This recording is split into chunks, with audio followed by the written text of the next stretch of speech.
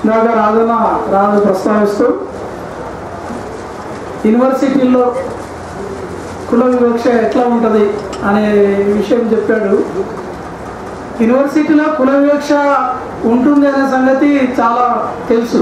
అంటే అది వివిధ రూపాల్లో ఉంటుంది, కంటికి కనపడిన రూపంలో ఉంటుంది, ఏ విధంగా ఉంటుందని. ఇప్పుడు మనకు ఉదాహరణకి ఇప్పుడు తీసుకున్నా, సెంట్రల్ యూనివర్సిటీ లేకుంటే అగ్రికల్చర్ యూనివర్సిటీ తీసుకున్నా, ఏదైనా. అయితే ఇక్కడ సమస్య ఏంటంటే కుల వివక్ష రూపాలు ఉన్నాయి, కుల వివక్ష ఉంది అనే విషయం కాకుండా విద్యార్థి నాయకులుగా విద్యార్థి సమస్యల మీద స్పందిస్తూ విద్యార్థి సమస్యలతో పాటు సామాజిక సమస్యలను కూడా దాంట్లో కలుపుకొని పనిచేస్తున్నటువంటి విద్యార్థి నాయకుల మీదనే ఇప్పుడు యూనివర్సిటీలు టార్గెట్ పెట్టినాయి. అంటే కుల వివక్ష రూపాలు పోయినాయి, విద్యార్థుల మీద ఎట్లా అణచివేత ఉంది, పేపర్ దిద్దే కాడ ఎట్లా ఉంది, మార్కులు వేసే దగ్గర ఎట్లా ఉంది, సెమిస్టర్ గైడ్ ఇచ్చే దగ్గర ఎట్లా ఉంది, మిగతా అన్ని విషయాలు అనుభవిస్తున్నారు. దాన్ని అనుభవిస్తూనే దాన్ని ఎదుర్కొంటూనే విద్యార్థులు ఆ పట్టాలు తీసుకొని వాళ్ళు వివిధ ఉద్యోగ రంగంలో వెళ్ళిపోతున్నటువంటి మిత్రులు ఉన్నారు. అంటే జీవితం అంతా ఒక విద్యార్థి దశ అనుకుంటే ఆ విద్యార్థి దశలో స్కూల్ దశ కంటే, సెకండరీ అంటే డిగ్రీ దశ కంటే, ప్రొఫెషనల్ డిగ్రీలలో ఇటువంటి దాంట్లో ఈ కుల వివక్ష అణచివేత రూపాలు భయంకరంగా ఉంటున్నాయి. వాటి నుంచి బయటపడుతున్నారు. అయితే ఇప్పుడు ప్రత్యేకంగా చెప్పుకోవాల్సిన అవసరం ఏంటంటే ఈ సామాజిక సమస్యల పట్ల, విద్యార్థి సమస్యలతో పాటు సామాజిక అంశాల పట్ల కూడా స్పందిస్తున్నటువంటి ఒక విద్యార్థి సంఘాలని, విద్యార్థి నాయకులని ప్రత్యేకంగా టార్గెట్ చేస్తూ ఒక యూనివర్సిటీ వైస్ ఛాన్సలర్ అనేది మామూలు విషయం. యూనివర్సిటీలో ఏదైనా విషయాలని జోడించి మాట్లాడేది. కానీ ఈరోజు సతీష్ విషయం తీసుకుంటే, సెంట్రల్ ఇఫ్లూలో తీసుకుంటే, ఒక సతీష్ ఒక వీసీ దగ్గర లేదా సమస్య, సతీష్ వీసీ గోడలు దాటిపోయి ఆ పరిధులు దాటిపోయి మళ్ళీ ఒక రాజ్యం చేతికి అది ఈరోజు సమస్యగా ఉంది.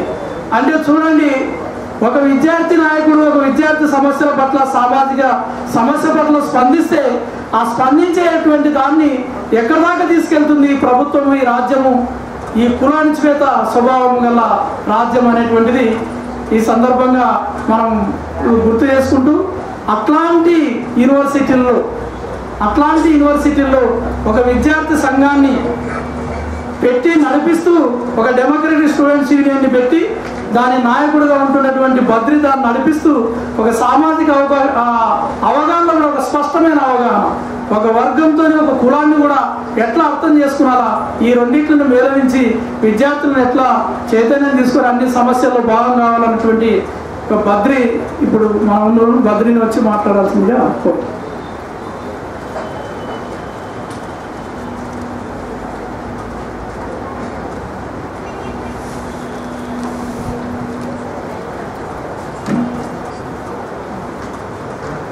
మిత్రులారా,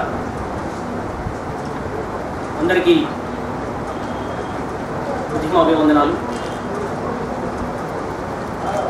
కడుపుకు ఆకలైతే అన్నం నువ్వే పెట్టాలి, నా కంట్లో నలుసు అయితే నా కత్తికి వేటివి కూడా నరకడానికి తలకాయ కూడా నువ్వే కావాలని మనుధర్మ శాస్త్రం 2000 ఏళ్ల కింద శాసించి ప్రస్తుతానికి కూడా ఆ తలకాయలను నరుకుతూ నెత్తుడి ఏర్లను పారిస్తూ ఇవాళ చుండూరు, కారంచేడు, వేంపేట, బదిరికుప్పం, ఇంకా కైర్లాంజి ఇలా ఎన్నో నరమేధాలను, లక్ష్మీపేట లాంటి నరమేధాలను మరి నెత్తుడి ఏర్లలో దళితుల శవాలని, పీడిత ప్రజల శవాలని ముంచుతూ ఇవాళ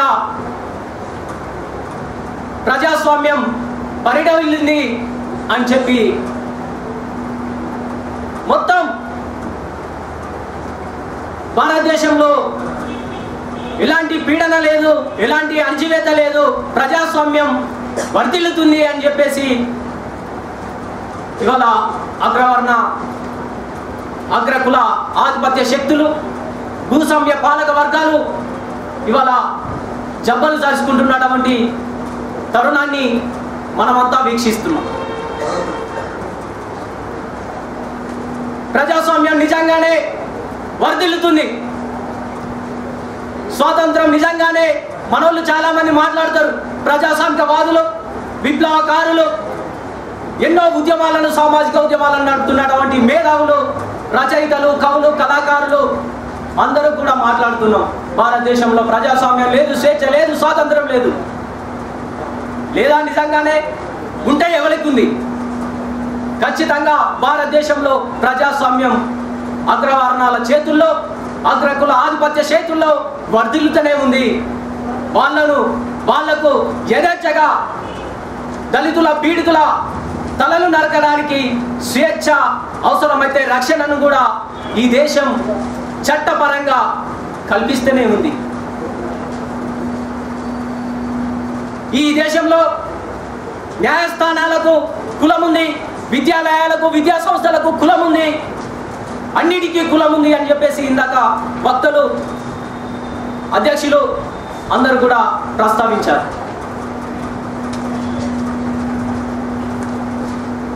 ఒక సందర్భంలో అన్న విజయన్న ఇప్పుడే చెప్పిండు, ప్రజాస్వామ్యం అంటే to the people, by the people, for the people కాదు.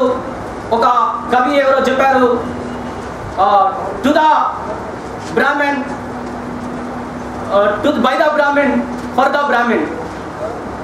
అంటే 100% దీన్ని మనం, నాతో పాటు మీరు కూడా ఏకీభవిస్తారని చెప్పేసి నేను అనుకుంటున్నా. ప్రజాస్వామ్యం అంటే ఈ దేశంలో ఆధిపత్య కులాల లేదా అగ్ర కులాల ఆధిపత్య శక్తుల చేత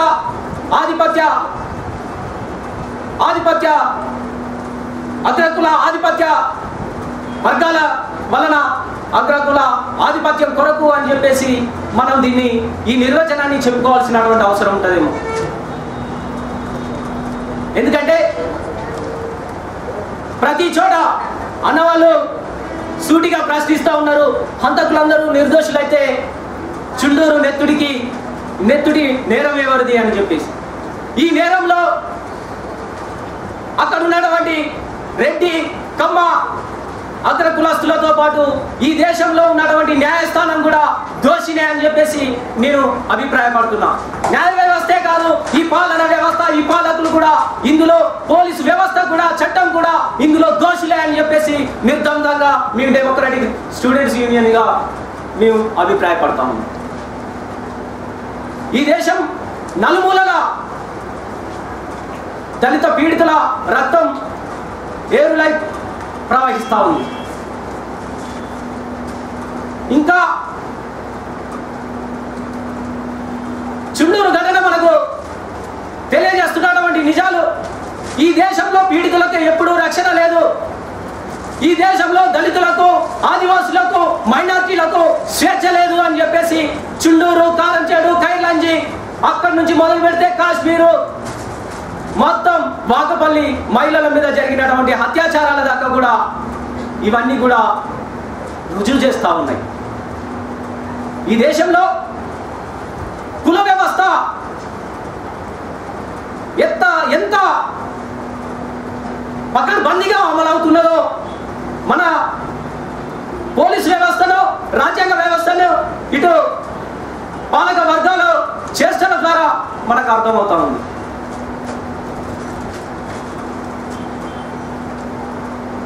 ఇవాళ చూస్తూ ఉన్నాం, దళితులంతా ఆత్మరక్షణ కోసం ఆత్మగౌరవ పోరాటాలను చేస్తూ ఉంటే ఇంకో పక్క సామ్రాజ్యవాదం దాడులను ఎలా కొనసాగిస్తూ ఉందో, ఈ సామ్రాజ్యవాదం, భూస్వామ్యం, అగ్ర కుల ఆధిపత్య వర్గాలన్నీ కూడా పెనవేసుకొని ఇవాళ ఒక కూటమిగా ఏర్పడి సమిష్టిగా యుద్ధాన్ని ప్రకటించాయి ఈ జాతుల మీద, ఈ పీడితుల మీద. అందుకు సాక్ష్యాలు అనేకం. చూడండి, ఇవాళ ఎన్నో సాక్ష్యాలు మన ముందట ఉన్నాయి. కేవలం ఈ చట్టాలు, ఈ కోర్టులు, ఈ వ్యవస్థలన్నీ కూడా ఎవరి కోసం ఏర్పాటు చేశారు? శిక్షలు ఎప్పుడు ఒకవైపే ఎందుకు అమలవుతా ఉన్నాయో మనమందరం కాన్సన్ట్రేషన్ చేయాల్సినటువంటి అవసరం ఉంది. శిక్షలో కేవలం దళితులు లేదా మైనారిటీలు మాత్రమే ఈ శిక్షలకు ఎందుకు అర్హులవుతా ఉన్నారు? వేల కోట్ల కుంభకర్ణాలు చేసినటువంటి 1,00,000 కోట్లను దిగమింగినటువంటి ఆర్థిక నేరస్తులందరూ కూడా బయట యథేచ్ఛగా ఎట్లా తిరుగుతూ ఉన్నారో మనం అందరం దృష్టిలో పెట్టుకోవాల్సినటువంటి అవసరం ఉంది. ఈ చరిత్ర క్రమంలో ఎంతమంది ఆ చట్టాల నుంచి ఎస్కేప్ అయినరు, ఇంకెంతమంది ఎస్కేప్ కావుతున్నారు మన కళ్ళ ముందట చరిత్ర అంతా కూడా సాక్ష్యంగా ఉంది. ఏ చిన్న నేరానికైనా జీవిత ఖైదీలుగా శిక్షణ అనుభవిస్తున్నటువంటి వర్గాల ప్రజలు ఎవరు? ఇవాళ ముస్లిం యువకులు ఏ నేరం చేశారని చెప్పేసి వాళ్ళు జైళ్ళలో మగ్గుతున్నారో మనందరికీ తెలుసు. దళితులందరూ కూడా హత్యలకు అత్యాచారాలకు ఎందుకు గురవుతున్నారు? కేవలం అత్యాచారాలు మహిళల మీదనే ఎందుకు జరుగుతూ ఉన్నాయి? దాడులు ఎప్పుడు దళితుల మీదనే ఎందుకు కొనసాగుతున్నాయి నేటికి కూడా అనేది మనం అర్థం చేసుకోవాల్సినటువంటి విషయం. అంటే ఇక్కడ కోర్టులకు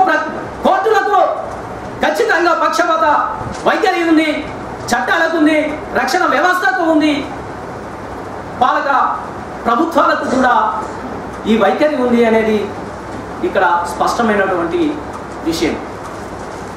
కాబట్టి మిత్రులారా, నేను చరిత్ర లోతుల్లోతో లేకపోతే సంఘటన పూర్వపరాలన్నీ కూడా మోజేస్ అన్న వివరించిండు.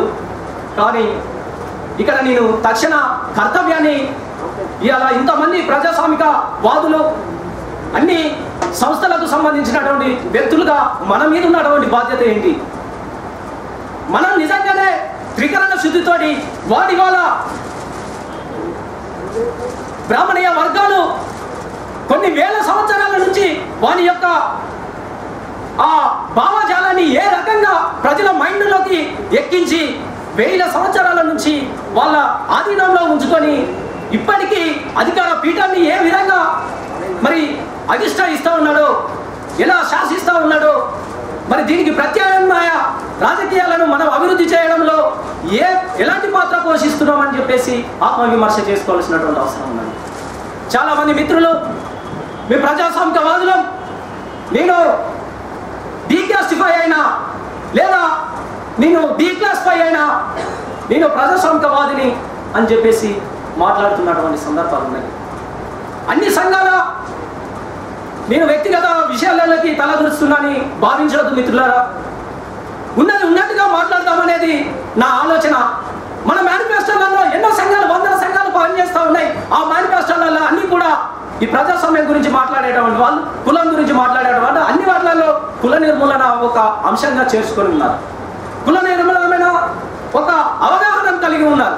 మా సంఘం కుల నిర్మూలన కోసం పాటుపడుతుంది అని చెప్తున్నటువంటి వాళ్ళు కుల నిర్మూలన పోరాట సమితితో ఎందుకు కలిసి రావట్లేదు? అన్న మీరేమన్నా నో ఎంట్రీ బోర్డు పెట్టిరా? కుల నిర్మూలన పోరాట సమితిలో కలవద్దని లేదా కలిసి పనిచేయొద్దని ఏమన్నా నో ఎంట్రీ బోర్డు పెట్టిరని ఎందుకు కలిసి రావట్లేదు? మీ కార్యాచరణ ఏమైంది అని చెప్పేసి ప్రజా సంఘాలను నిలదీస్తా ఉన్నాం, విజ్ఞప్తి చేస్తా ఉన్నాం. మీ కార్యాచరణ లోపల, మీ కార్యక్రమం లోపల ఎక్కడున్నది? మీ మేనిఫెస్టో ఏం చెప్తా ఉంది? మీ మేనిఫెస్టోలో ఏం పెట్టిరు, ఏం మాట్లాడుతూ ఉన్నారు? ఇక్కడ వచ్చి సంఘీభావం తెలపడానికి కూడా ఇంతమందికి, ఇన్ని సంఘాలకు ఎందుకు కదలిక రాదు? కాబట్టి మిత్రులారా, ఇది ఒక యువకుని, ఒక విద్యార్థి ఆవేశంగా మీ దృష్టిలోకి తీసుకోవద్దు. ఖచ్చితంగా ఇది లోతుల నుంచి ఒక బాధిత వర్గాల తరపున నుంచి మాట్లాడుతున్నటువంటి గొంతుకగా మీరు అర్థం చేసుకోవాలని చెప్పేసి భావిస్తూ, ఇవాళ అన్ని చోట్ల వివక్షత ఉన్నట్టే విద్యాలయాలలో కూడా వివక్షత కొనసాగుతూ ఉన్నది. ఈ విద్యాలయాలు కేవలం అన్న చెప్పినట్టు బీసీ వరకే పరిమితం కాలేదు.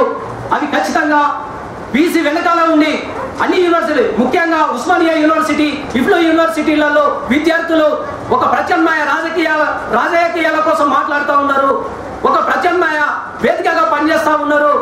మొత్తం మా అగ్రహారాలను వేసేటువంటి కార్యక్రమాన్ని చేపట్టిరు అనేటువంటి కక్ష సాధింపులో చర్యలో భాగంగానే మొత్తం రాజ్యం వెనకాల ఉండి నడిపిస్తూ ఉంది, వాళ్ళని ప్రోత్సహిస్తుంది అని చెప్పేసి మేము భావిస్తూ ఉన్నాం. ఎందుకు అంటే ఉస్మానియా యూనివర్సిటీలో తీసుకోండి, విప్లవ యూనివర్సిటీలో కానీ తీసుకోండి, ఈ రెండు చోట్ల కూడా మాట్లాడుతున్నది పనిచేస్తున్నటువంటి విద్యార్థి సంఘాలు, విద్యార్థులందరూ కూడా దళిత మైనార్టీలకు సంబంధించినటువంటి వాళ్ళు. ఇలా ప్రపంచవ్యాప్తంగా ముస్లిం మైనార్టీ యువకుల మీద ఎందుకు ఇంత నిర్బంధం అమలవుతా ఉంది, దళిత విద్యార్థుల మీద ఎందుకు నిర్బంధం అమలవుతా ఉన్నది అనేటువంటి దానికి ప్రపంచవ్యాప్తంగా ఇవాళ ప్రతిఘటన పోరాటాలను నిర్మిస్తున్నటువంటి వాళ్ళలో అమెరికన్ సామ్రాజ్యవాద శక్తులను, అదేవిధంగా దేశంలో ఉన్నటువంటి అనేక రకాల ఆధిపత్య శక్తులను ప్రశ్నిస్తూ వాటిని ప్రతిఘటిస్తున్నటువంటి వాళ్ళలో ఈ ముస్లిం సమాజం ముందంజలో ఉంది. గల్ఫ్ కంట్రీస్ అన్ని కూడా సామ్రాజ్యవాదానికి వ్యతిరేకంగా పోరాటం చేస్తూ ఉన్నాయి. వేలు లక్షల్లో ప్రాణాలు అర్పిస్తూ ఉన్నారు. తక్షణ సమస్యగా వాడు గుర్తించిండు, మనం గుర్తించలేదు. అందుకనే ముస్లిం యువత మీద నిర్బంధం పెరిగిపోతుంది. ఆ తర్వాత ఆదివాసీ దళిత సమాజం మీద వాళ్ళు ఈ నిర్బంధాన్ని మోపుతా ఉన్నారు. చూస్తా ఉన్నాం, వీళ్ళ చుట్టూ మొత్తం ఒక ఆర్థిక దిగ్బంధనం, ఒక మార్కెట్ విస్తరణ, ఒక ఆర్థిక దిగ్బంధనంలో ఇవాళ ప్రజానీకం అంతా కూడా విధించబడి దాని బంధంలో చిక్కుకొని ఉన్నటువంటి పరిస్థితి.